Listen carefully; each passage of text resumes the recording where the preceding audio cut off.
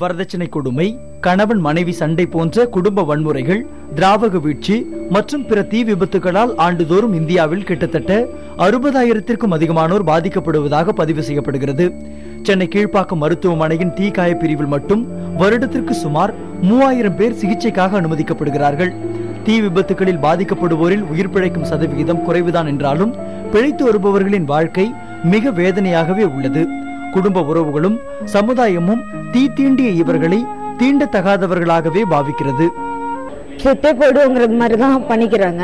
அதுக்கப்புறமும் உயிர் அவங்க பொழைக்கிறாங்க. பொழைச்சதுக்கு அப்புறம் அவங்களை குத்தி காட்டி அவங்க சாவுறதை விட அதுக்கப்புறம் அவங்களுக்கு மறுவாழ்வு கிடைச்சா சந்தோஷமா அதை நாங்க ஏத்துக்கிறோம் சார். அதை சமுதாயம் ஏத்துக்கிறது எப்படிங்கிறது சொல்ல தெரியல சார். ஒரு சில பக்கத்துல நிக்க கூட அவாய்ட் பண்ணுவாங்க. அந்த மாதிரி சூழ்நிலைலாம் இருக்கு. மெயின் முக்கியமா இந்த மாதிரி பாதிக்கப்பட்டவங்களுக்கு சமுதாயம் ஃபர்ஸ்ட் இந்த மாதிரி ஒரு அவாய்ட் பண்ணாம ஓரளவுக்கு கொஞ்சம், ஏன்னா அவங்களும் மனுஷங்க. தீ காயத்தால் பாதிக்கப்படுபவர்களின் பிற்கால வாழ்க்கையை பாதுகாப்பதற்கான திட்டங்களை அரசு முன்னெடுக்க வேண்டும் என்கிறார் காவல்துறை துணை இயக்குனர் ராதாகிருஷ்ணன். சட்டம் குறிப்பாக குற்றவாளிகளை தான் துரத்திட்டு இருக்கே தவிர பாதிக்கப்பட்ட பெண்களுக்கு அதிகமாக இன்னும் கவனம் செலுத்தலை. இந்தியாவை பொறுத்த வரைக்கும், உலகம் பொறுத்தவரைக்கும் அப்படிதான் இருக்குது. தீக்காயத்தால் பாதிக்கப்பட்டு மீண்டு வந்தவர்களின் மறுவாழ்விற்காக அரசு ஏதும் செய்யாத போதும் கூட தைவான் அரசின் நிதி உதவியுடன் சென்னையை சேர்ந்த தனியார் தொண்டு நிறுவனம் ஒன்று அவர்களுக்கான மறுவாழ்வு மையத்தை தொடங்கியுள்ளது. இந்த மையத்தின் மூலம் வருடத்திற்கு 150 பேர் வரை பயன்பெறலாம். தீக்காயம்பட்ட தழும்புகளுடன் வாழ்பவர்கள் மறைந்து வாழ வேண்டிய நிலையை போக்கி அவர்களுக்கு நம்பிக்கை ஊட்டுவது நம் ஒவ்வொருவரின் கடமை என்கிறார் மறுவாழ்வு மையத்தின் நிறுவனர் பிரசன்னா. ஆங்ஸைட்டி, நம்ம வெளில போக முடியாது, எல்லாரும் நம்ம பாக்குறாங்க, நம்ம மூடிட்டே இருக்கணும்.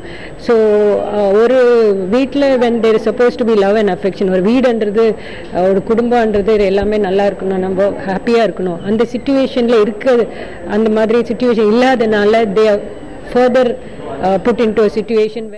எனக்கு தெரிஞ்சு வேலை வாய்ப்பு கொடுக்கணும்னு நினைக்கிறேன் சார். ஏன்னா இப்போ வெளியே எங்கேயுமே வேலை வாய்ப்பு கிடையாது. ஏன்னா அதுல நான் ரொம்ப பாதிக்கப்பட்டிருக்கேன்.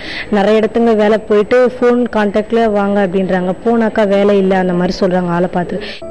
பெண்கள் மீதான வன்முறைகளை தடுப்பதற்கு எடுக்கப்படும் நடவடிக்கைகளைப் போலவே அதில் பாதிக்கப்பட்டவர்களின் மறுவாழ்விலும் அரசு அக்கறை காட்ட வேண்டும் என்பது இவர்களின் கோரிக்கையாக உள்ளது.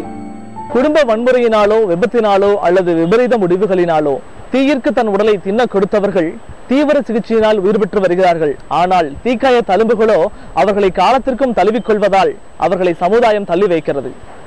உடலாலும் உள்ளத்தினாலும் அதிகம் பாதிக்கப்பட்டுள்ள இவர்களின் வாழ்க்கை மேம்பாட்டிற்காகவும் மறுவாழ்விற்காகவும் அரசு பல திட்டங்களை தீட்டி செயல்படுத்த வேண்டும் என்பது இவர்களுக்காக சேவை செய்து வரும் சமூக ஆர்வலர்களின் கோரிக்கையாக உள்ளது. புதிய தலைமுறைக்காக ஒளிப்பதிவாளர் திவ்யனுடன் ஆனந்த்.